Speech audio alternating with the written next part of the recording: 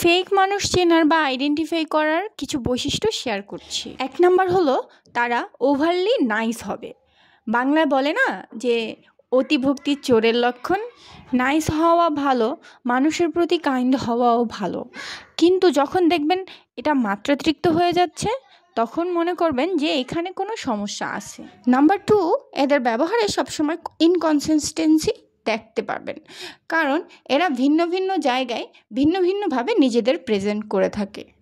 মাঝে মাঝে এদেরকে বিশেষ বিশেষ জায়গায় একদম অচেনা মনে হবে যে এই লোক কে, একে তো আমি চিনি না, আমার সামনে তো সম্পূর্ণ অন্যভাবে থাকে। নাম্বার 3 হচ্ছে এরা সবসময় ভিকটিম সাজে। এরা কখনো কোনো রেসপন্সিবিলিটি নেবে না, কখনো স্বীকার করবে না, যে বলবে না যে এটা আমার কারণে হয়েছে, এই সমস্যাটা আমার কারণে ক্রিয়েট হয়েছে, এটা কখনো স্বীকার করবে না।